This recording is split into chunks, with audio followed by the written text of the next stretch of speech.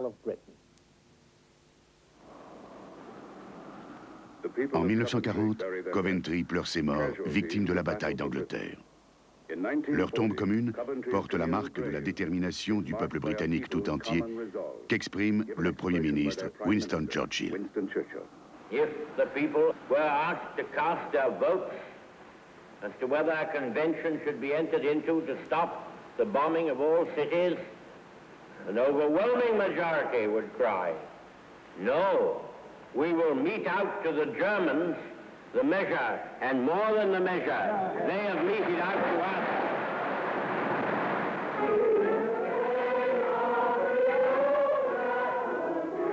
Dans les abris souterrains, on chante à la gloire du peuple irréductible, tandis que dans le ciel, une bataille cruciale fait rage.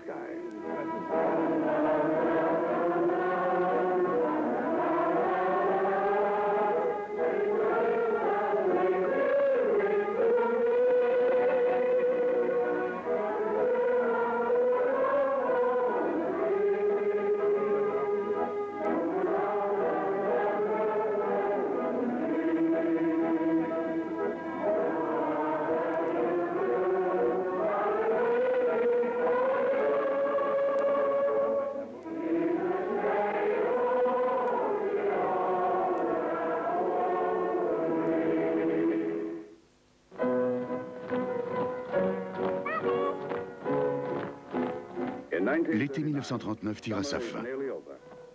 Comme tous les ans, c'est la rentrée scolaire en Angleterre.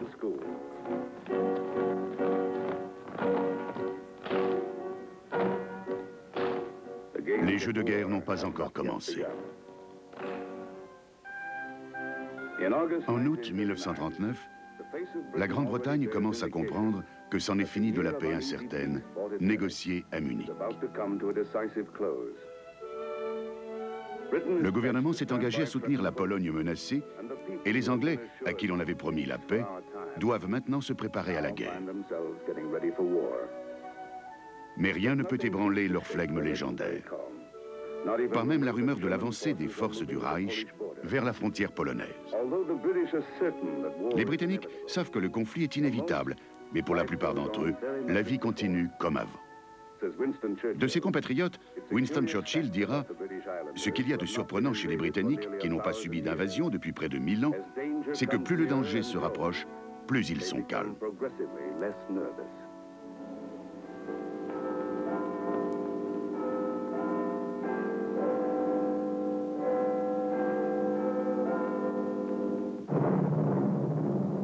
Le 1er septembre 1939, l'Allemagne lance une blitzkrieg, ou guerre éclair, contre la Pologne.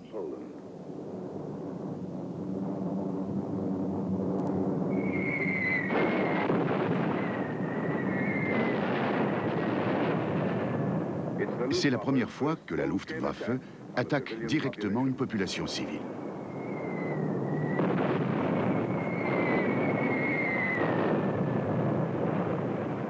La paix en Europe s'effondre, victime de la puissance allemande.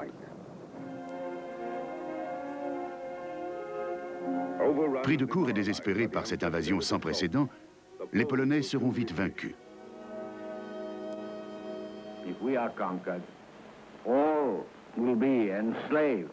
Au moment où l'Angleterre s'engage dans la bataille, Winston Churchill entre au ministère de la Guerre, après 11 ans d'absence au gouvernement. Ce conflit représente pour lui un défi personnel. May well be that the final extinction of a baleful domination will pave the way to a broader solidarity of all the men in all the land than we could ever have planned if we had not marched together through the fire.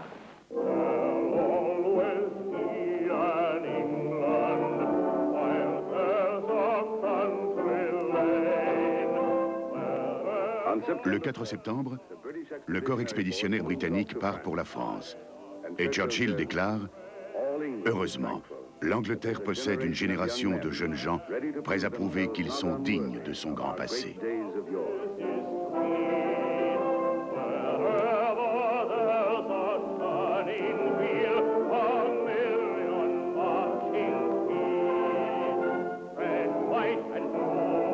what does it mean to you? Surely you're proud, shout it out, Britain's awake. The Empire too, we can depend on you. Freedom remains, these are the chains nothing can break.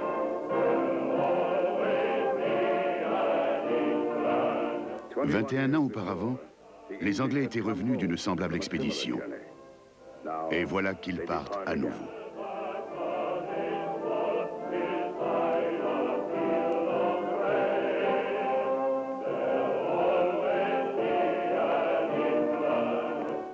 La plupart des Britanniques applaudissent l'engagement de leur pays. Même si l'avenir reste incertain, l'heure de l'apaisement est définitivement révolue.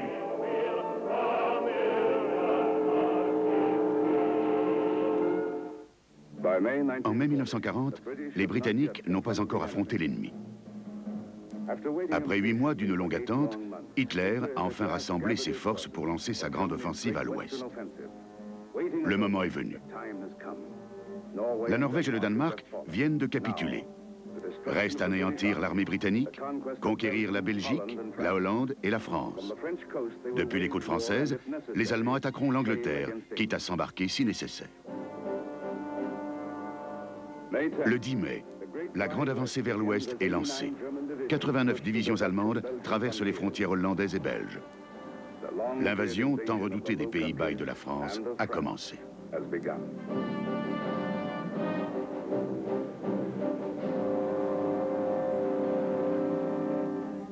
À Londres, la nouvelle de l'offensive allemande provoque une crise politique. Le peuple est prêt à tous les sacrifices, mais il a besoin d'un gouvernement fort. Le Premier ministre Chamberlain, avocat de l'apaisement, est perçu comme incapable de diriger le pays dans les moments difficiles qui se préparent. Il est contraint de quitter son poste. C'est Winston Churchill qui prend le relais. Devenu Premier ministre, il sent qu'il a enfin rencontré sa destinée. Il inspire confiance, redonne espoir aux gens. Dès son premier discours, il est la voix de la Grande-Bretagne, unissant son peuple dans une cause commune. We have differed and quarreled in the past, but now one bond unites us all, to wage war until victory is won, and never to surrender ourselves to servitude and shame, whatever the cost and the agony may be. Conquer we must, conquer we shall. Pour l'heure, les Anglais n'ont pas l'avantage. En Belgique, les chars allemands ont réussi à percer le front occidental et poursuivent leur route vers la côte, rattrapant l'armée du Reich qui repousse les forces alliées encerclées en direction de la Manche. L'objectif des tanks est de couper aux Alliés tout accès à la mer. Anglais et Français se replient sur Dunkerque. Ils risquent d'être anéantis car les blindés allemands ne sont qu'à une distance de 25 km. Mais Hitler, considérant la victoire comme certaine, décide de stopper l'avancée des tanks et leur donne l'ordre de se diriger sur Paris. Göring, le chef des forces aériennes, lui a promis que la Luftwaffe écraserait l'ennemi à Dunkerque. Et le 27 mai, les avions allemands décollent. Entre-temps, l'Angleterre a lancé son opération Dynamo. Au secours des troupes bloquées sur les plages de Dunkerque, vogue une bien étrange flotte. Yachts, péniches, remorqueurs, chalutiers et voiliers. En tout, 850 bateaux, du canot de sauvetage au destroyer, ont été mobilisés par l'amirauté britannique et se dirigent vers la côte embrasée. L'artillerie allemande pilonne le port et la Luftwaffe s'acharne sur les hommes qui tentent de gagner les bateaux du salut. Pour les Stuka, les chaloupes transportant les soldats vers les navires sont une proie facile.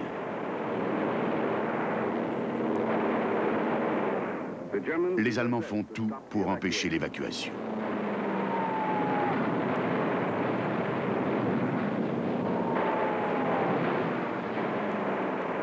Mais malgré le feu incessant, le sauvetage se poursuit. Le 29 mai, la RAF traverse la Manche. Dans le ciel de Dunkerque, les avions britanniques se mesurent à la Luftwaffe pour la première fois.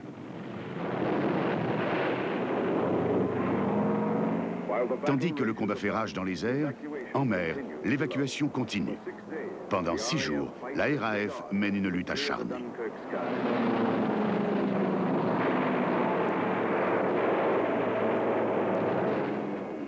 Le sauvetage de 338 000 hommes aux 2 tiers anglais est la preuve héroïque de l'échec de la Luftwaffe. Hitler a commis une grave erreur tactique, mais il est déjà trop tard. Le 4 juin, la dernière phase de l'évacuation est en cours. Les Anglais, épuisés, rentrent chez eux accompagnés par de nombreux camarades français.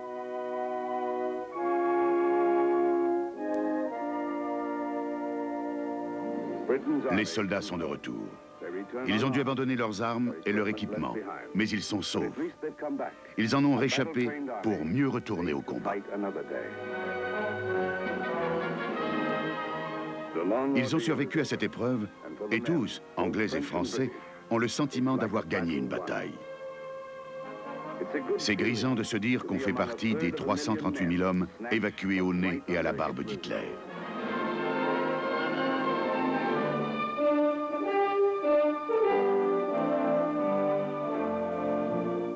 Une vague d'enthousiasme envahit la Grande-Bretagne. Les gens parlent du miracle de Dunkerque. Ils reprennent confiance, sont unis dans l'espoir, se sentent forts, invincibles. Selon Churchill, l'île tout entière rayonne d'une sublime espérance.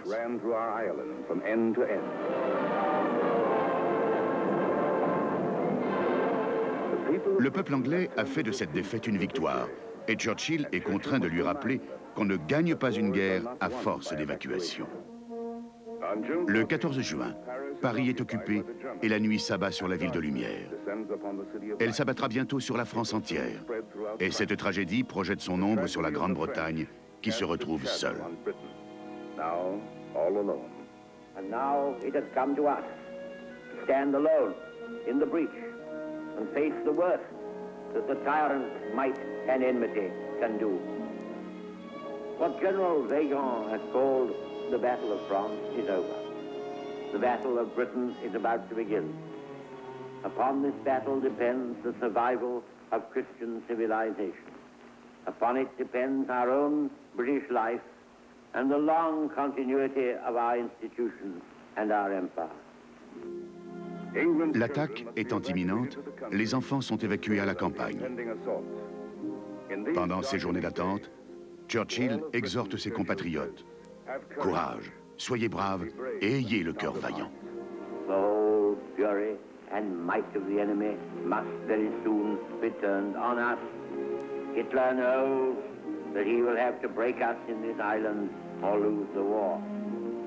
If we can stand up to him, all Europe may be freed, and the life of the world may move forward into broad, sunlit uplands. But if we fail, then all that we have known and cared for will sink into the abyss of a new dark age. Let us therefore brace ourselves to our duty. So bear ourselves that if the British Empire and its Commonwealth last for 1,000 years, men will still say, this was their finest hour.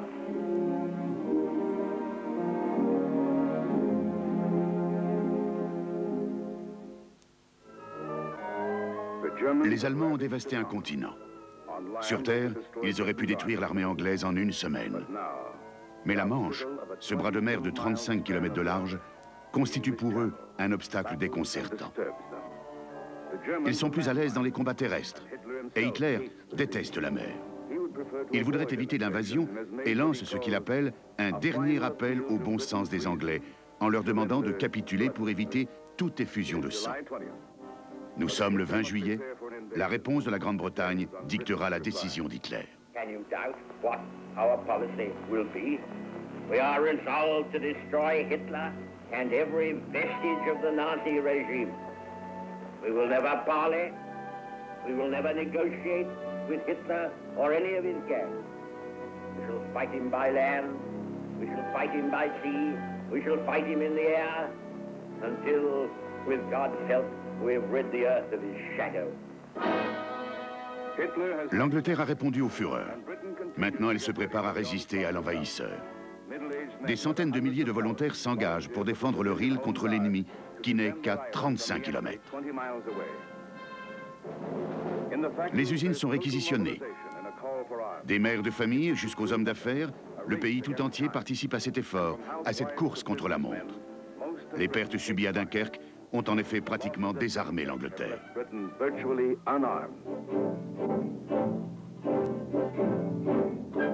Le roi George VI s'intéresse tout particulièrement aux usines aéronautiques qui produisent d'urgence des avions Spitfire et Hurricane.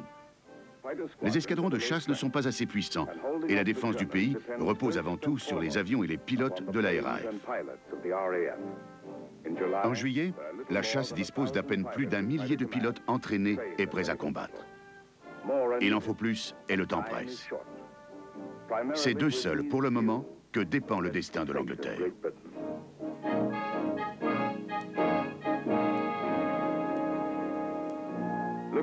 Balayant la Manche et au-delà, sur une portée de 160 km, l'instrument clé de la RAF guette l'arrivée de l'envahisseur. C'est le radar, une invention nouvelle permettant de détecter les avions ennemis. Une barrière de 26 stations est prête à alerter la RAF. Les expériences des Allemands avec le radar n'ont donné que peu de résultats. Les Anglais, eux, sont prêts. Tandis que l'Angleterre se prépare, Hitler est en proie à l'indécision. Les dangers et la complexité d'une conquête par la mer l'inquiètent. Mais il se dit qu'en fin de compte, il n'a pas le choix. Sa prochaine cible est la Russie, et il craint d'avoir à se battre simultanément sur 2 fronts. La Grande-Bretagne doit être éliminée pour qu'elle ne puisse pas servir de base occidentale aux ennemis de l'Allemagne. Puisque les Anglais refusent de se rendre, il faut préparer la flotte pour l'opération Lion de mer, l'invasion maritime de l'Angleterre. La date en est fixée, le 15 septembre. Le succès dépend avant tout de la Luftwaffe. Pour envahir la Grande-Bretagne, il faut d'abord détruire la RAF. Seule une victoire aérienne permettra aux Allemands de neutraliser les défenses terrestres et maritimes des Anglais. Göring prétend qu'il rendra l'invasion superflue. Le 12 août, il arrive sur la côte afin d'engager la grande bataille aérienne. Ses pilotes et lui-même sont sûrs de la victoire. Si l'on accepte le revers de Dunkerque, ils n'ont jamais été vaincus et constituent l'armée de l'air la plus puissante du monde. Nous écraserons la RAF en 4 jours, déclare Göring. Le jour de l'Aigle, le jour fixé pour l'attaque, approche.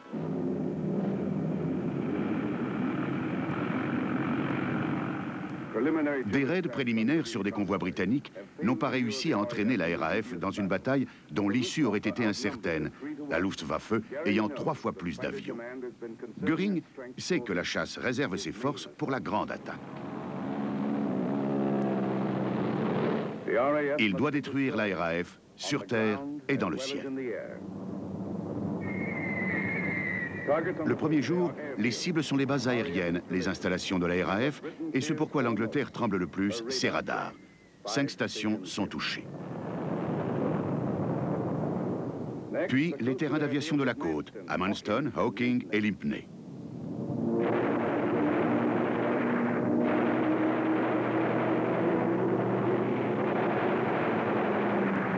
Là-haut, la bataille fait rage.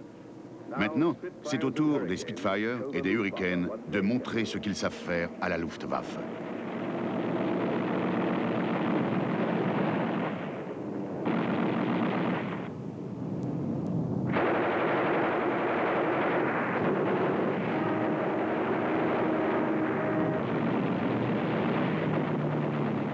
Les Allemands comprennent vite qu'ils ont sous-estimé la RAF et leurs chasseurs à 8 mitrailleuses. Dans la seule journée du 15 août, ils perdent 75 avions.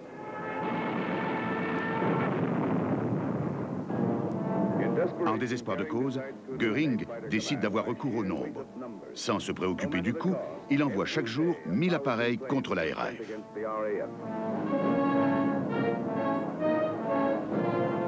Détruisez les avions ennemis, dit-il, et ignorez le reste.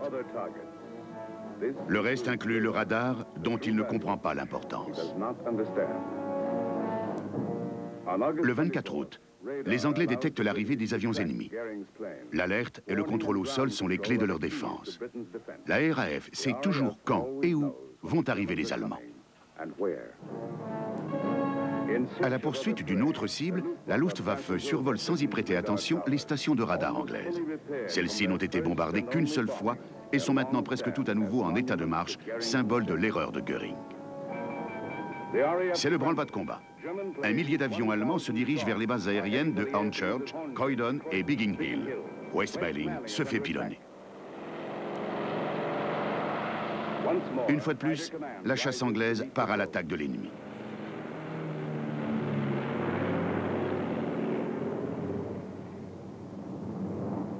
Chaque escadrille de 10 ou 12 avions prend en chasse une centaine de chasseurs allemands. La RAF, en grande infériorité numérique, est en mauvaise posture.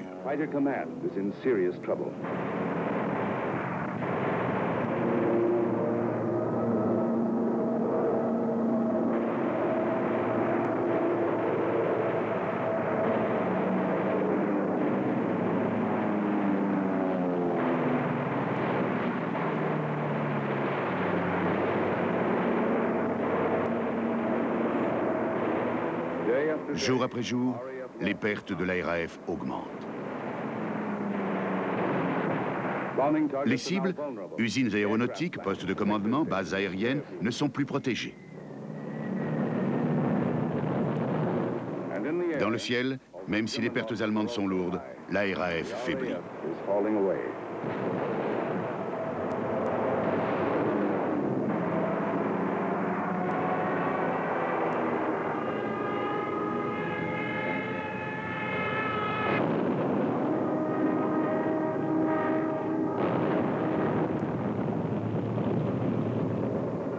En 15 jours, elle a perdu près de 500 avions.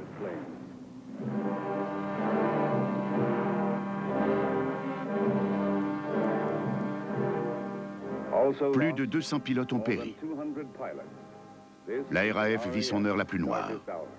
Comme le dira Churchill, la balance ne penchait pas en faveur de notre chasse.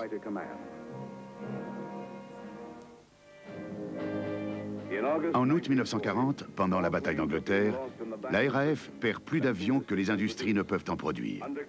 Constamment prises pour cible, les usines tentent vaillamment de remplacer les bombardiers éliminés au sol et les chasseurs abattus en vol. Le 25 août, l'unité des bombardiers est chargée d'une mission spéciale. Objectif, Berlin. Pour départager les volontaires, priorité est donnée aux anciens. L'après-midi même, les itinéraires sont tracés, les cibles identifiées. Pour la première fois, la capitale allemande sera bombardée. Le décollage aura lieu au crépuscule. La veille, les Allemands ont largué plusieurs bombes sur le centre de Londres. Les Britanniques, ignorant qu'il s'agit d'une erreur de navigation, décident de riposter.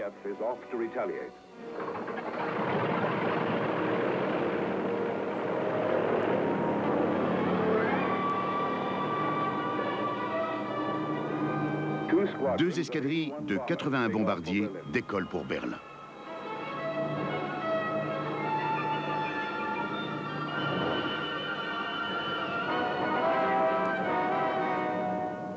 Une fois dépassé la côte, ils prennent de l'altitude. Dans 7 heures, ils auront atteint leur objectif. La guerre retourne là d'où elle est venue, Berlin.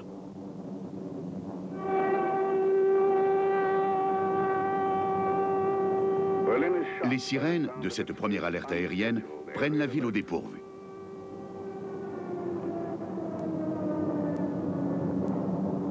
À cause du ciel couvert, les projecteurs ont du mal à localiser les avions, mais le tir des batteries antiaériennes est nourri.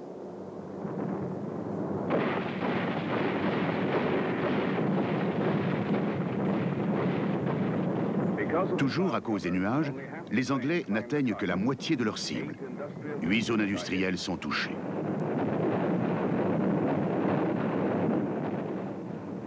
Mais malgré le brouillard et les tirs ennemis, les avions larguent jusqu'à leur dernière bombe.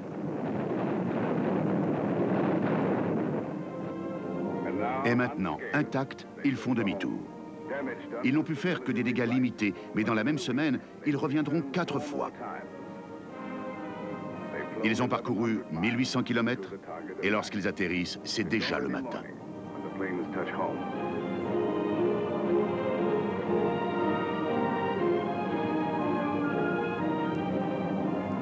De retour à la base, les pilotes et les équipages qui furent les premiers à bombarder Berlin sont fêtés en héros.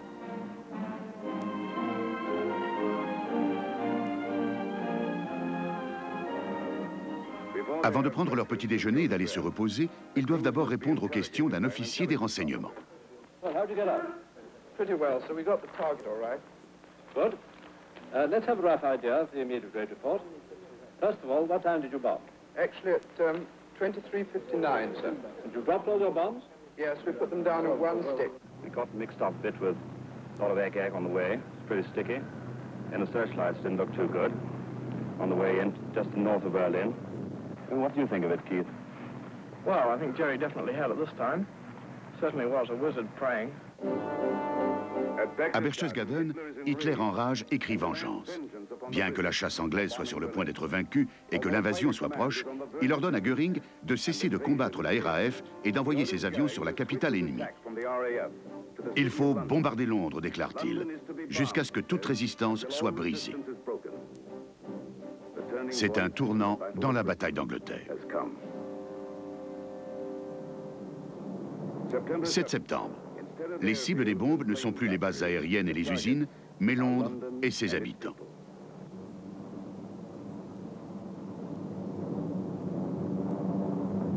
Les soldats de la défense civile de Londres signalent 350 bombardiers allemands se dirigeant sur la ville. Une attaque massive est imminente. Fini l'entraînement, la véritable épreuve commence.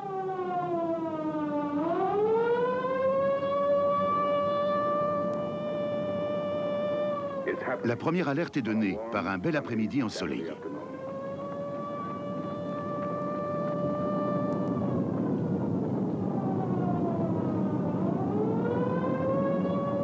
Il faut courir aux abris. La peur secrète, le cauchemar inavoué de chacun est sur le point de devenir réalité.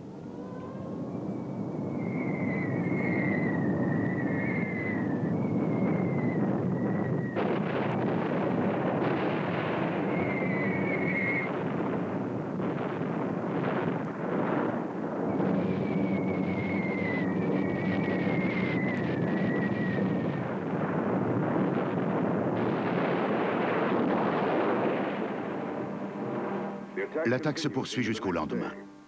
C'est la première fois qu'une ville subit une attaque aérienne aussi longue et destructrice. Et la bataille de Londres, le Blitz, ne fait que commencer. Maintenant, la ville dévastée, sous le choc, sort des décombres. On dénombre 1000 morts et 2300 blessés. Les quartiers pauvres de l'East End sont les plus touchés. Il y a des centaines de blessés et de personnes à la rue. La souffrance est immense. Les gens sont inquiets pour l'avenir et ne savent pas comment ils survivront.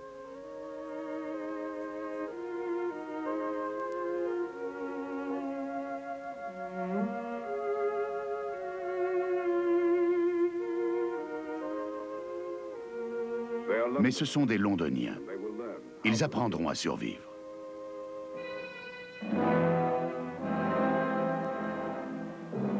L'Angleterre tout entière se demande s'il ne s'agit que d'un prélude à une tempête plus forte encore.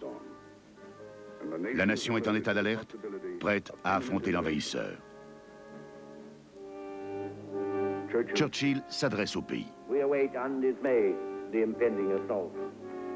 Perhaps it will come tonight. Perhaps it will come next week. Perhaps it will never come. La catastrophe est imminente. La Grande-Bretagne guette et attend.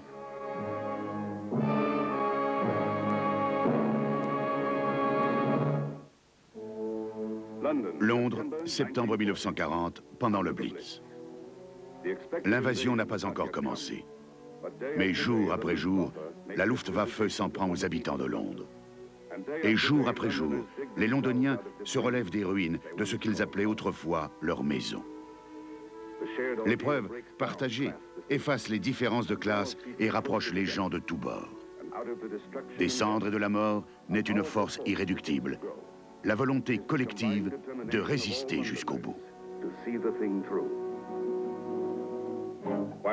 Tandis que Londres est sous les bombes, les bases aériennes sont épargnées et de nouveaux pilotes s'entraînent pour renforcer les rangs décimés de la RAF. La décision d'attaquer Londres a été la plus grande erreur d'Hitler, car pendant ce temps, la chasse anglaise renouvelle sa puissance de combat.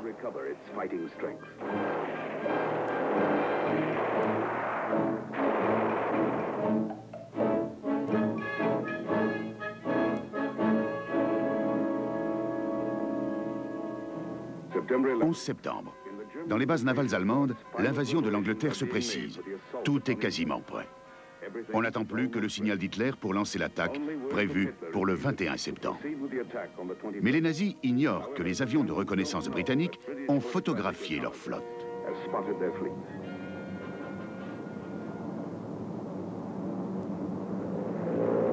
Le plan allemand est percé à jour, et la RAF ne perd pas une minute. Toute la côte, entre Le Havre et Anvers, est bombardée.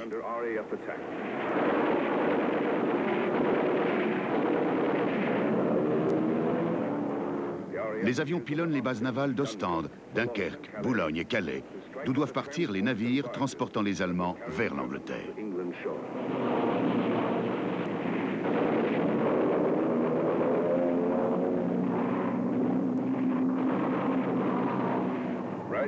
Les dépôts de vivres et de munitions sont aussi touchés. Il est maintenant évident que les Allemands ne sont pas encore maîtres des airs. Le 14 septembre, Hitler réunit son état-major. Si Göring ne parvient pas une fois pour toutes à écraser la RAF, l'invasion échouera. Le temps presse. On laisse à Göring une dernière chance. Une attaque massive est prévue pour le lendemain.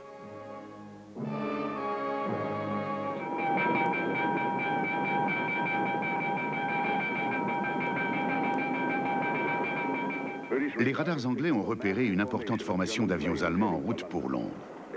La RAF dispose suffisamment de temps pour envoyer 24 escadrilles au-devant de l'ennemi. Nous sommes le dimanche 15 septembre, il est midi. La plus grande bataille aérienne de l'histoire va commencer.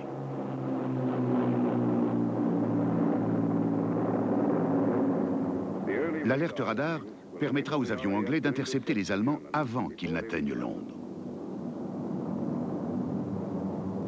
Les bombardiers de Göring sont escortés par 700 chasseurs, en rang si serré qu'il aurait difficile de manœuvrer. Au moment d'engager la bataille, les formations de la RAF se séparent et chaque pilote se choisit un adversaire.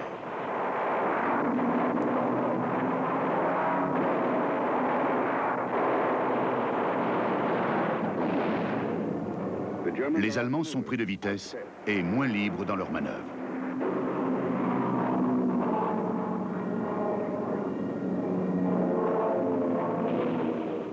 La RAF peut à présent faire montre de sa puissance regagnée pendant sa semaine de répit.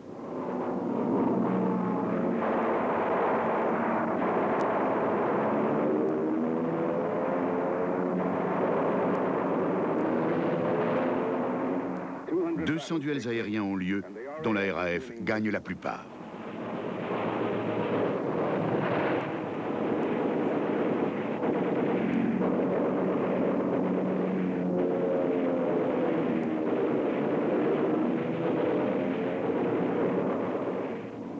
Les Allemands perdent en moyenne 2 avions par minute.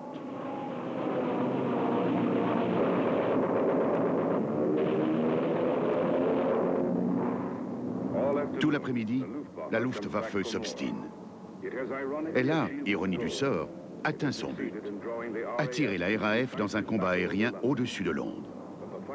Mais elle n'aura pas le dernier mot.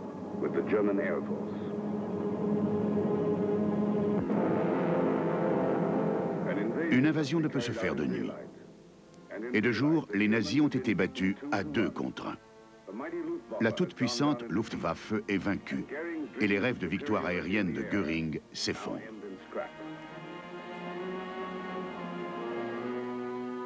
Également mis au rebut, le projet d'invasion de l'Angleterre, qu'Hitler, le 17 septembre, se voit contraint de reporter à une date indéterminée.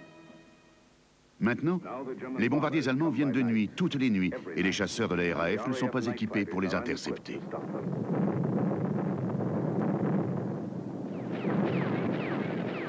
Les batteries antiaériennes de Londres font tout leur possible pour contrer l'attaque.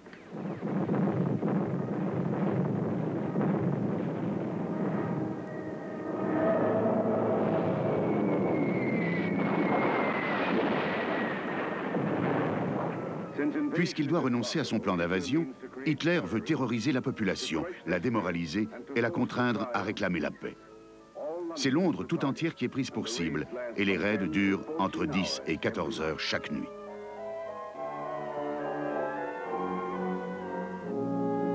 En écrasant le peuple anglais, le Führer espère avoir les mains libres pour attaquer la Russie.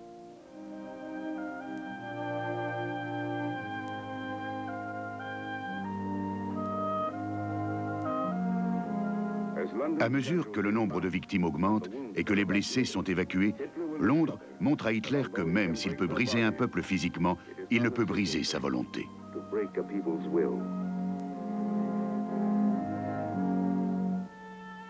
Très vite, les habitants de Londres s'habituent à l'état de siège. En portant leur literie, ils se réfugient tous les soirs dans le métro, à l'abri des bombes. 250 000 enfants sont encore dans la capitale. Ils descendent à l'avance afin de réserver des places pour leurs parents qui travaillent. Certains préfèrent prendre le risque de rester chez eux, mais le métro donne une impression de sécurité, bien que seuls les couloirs les plus profonds soient sûrs. Les Londoniens garderont longtemps le souvenir de corps épuisés, entassés, des bruits de respiration, des ronflements, des quintes de toux. Et plus encore, ils garderont le sentiment d'avoir vécu ces moments tous ensemble. Petit à petit, on installe des couchettes et l'on peut même acheter des boissons. Mais de tels aménagements laissent les bombardiers allemands indifférents.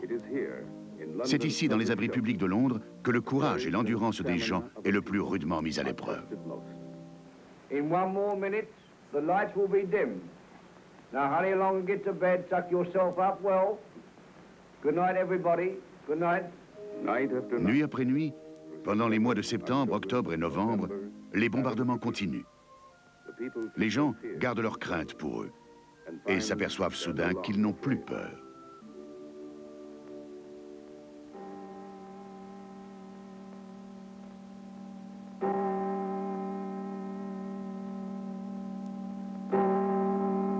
Londres dort d'un sommeil agité.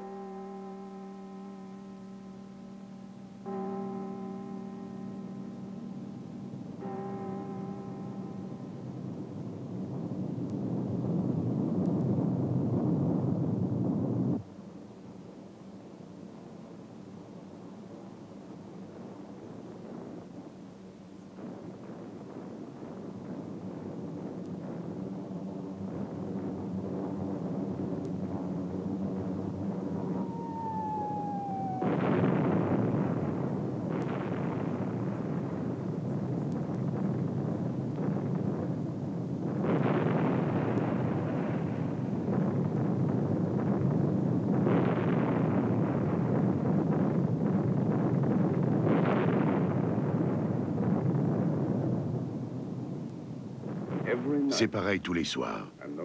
Et il n'y a aucune raison de croire que cela s'arrêtera un jour.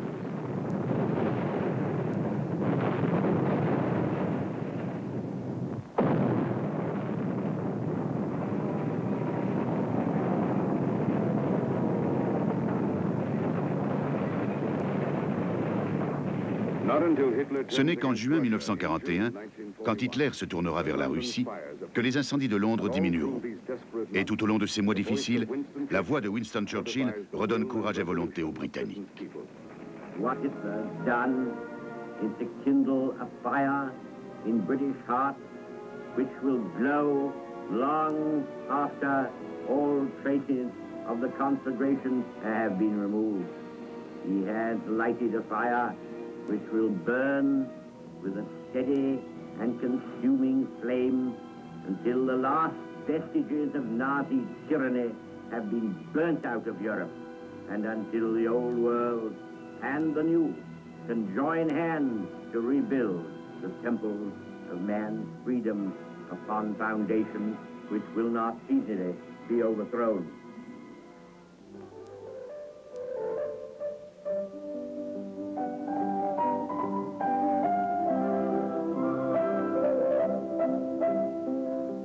Pendant toute la durée du Blitz, lors de ses concerts de midi dans la cave de la National Gallery de Londres, Myra Hess réconforte et regonfle les esprits vidés par la guerre.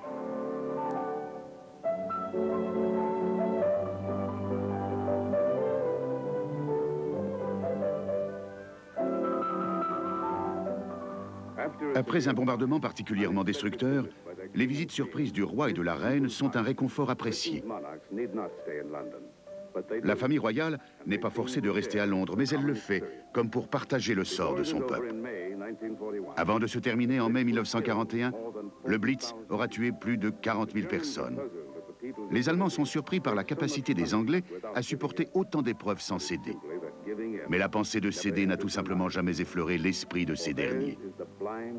Ils croient fermement qu'Hitler sera vaincu, que l'Angleterre vivra, qu'elle continuera à se battre et qu'elle gagnera. I'm going to get lit up when the lights go up in London. I'm going to get lit up. De même que les Allemands avaient sous-estimé la RAF, ils ont sous-estimé la force d'âme du peuple britannique. You will find me on the tiles. You will find me wreathed in smiles. I'm going to get so lit up, I'll be visible for miles. I'm gonna get lit up when the lights go up in London. I'm gonna get lit up as I've never been before. You will find me on the dial. You will find me wreathed in smiles. I'm going to get so lit up, I'll be visible for miles. The city will fill up When the lights go up in London, we'll all be lit up as the Strand was only more. Le peuple anglais a résisté seul, a survécu au pire et n'a jamais reculé. Et c'est là sa victoire. Brigade out to the limit of this scene you ever saw.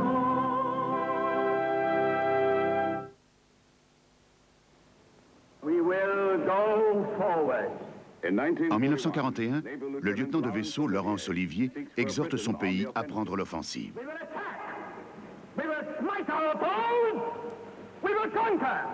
And in all our deeds in this land and in other lands, from this hour on, our watchwords will be urgency, speed, courage. Urgency in all our decisions, speed in the execution of all our plans, courage in face of all our enemies, and may God bless our cause! En juin 1944, la victoire apparaît enfin comme possible. Depuis les ports britanniques, l'opération Overlord, le débarquement allié dans la forteresse européenne d'Hitler, est sur le point d'être lancée. 250 000 hommes, britanniques, canadiens et américains, vont mener l'attaque amphibie la plus remarquable de l'histoire. Cette opération marque un grand tournant dans la guerre, tournant rendu possible grâce aux erreurs commises par Hitler 4 ans auparavant. Il n'a pas détruit l'armée anglaise à Dunkerque alors qu'elle était à sa portée. Il n'a pas achevé la RAF alors qu'elle était à genoux. Il n'a pas réussi à briser la résistance du peuple britannique. Autant d'échecs qui permettront le grand jour, le jour du débarquement. Ce que le Führer craignait par-dessus tout est en train de se réaliser, un deuxième front secret en Angleterre. L'invasion a enfin lieu, mais en sens inverse. Avec à la clé, la libération de l'Europe.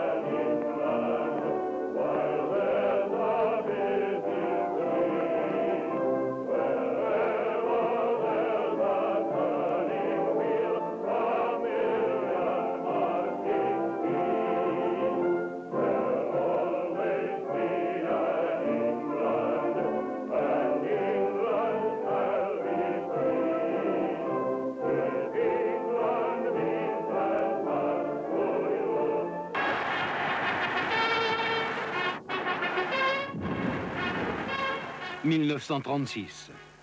La grande fête du sport et de la paix a lieu dans la gueule du loup.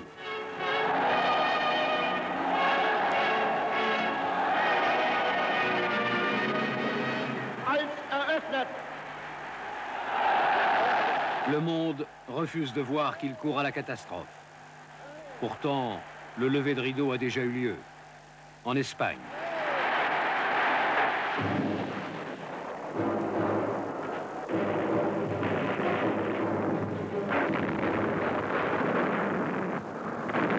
D'abord, la tragédie d'un peuple, la lutte à mort d'un pays contre lui-même. La guerre d'Espagne devient très vite la réplique exacte des haines et des peurs de l'Europe. Le champ de manœuvre, des armes et des idéologies.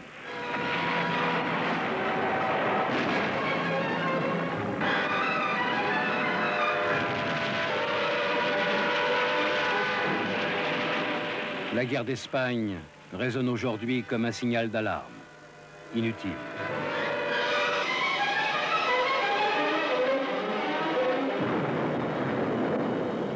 C'est bien à Madrid et à Barcelone que commence l'effondrement de l'ordre européen.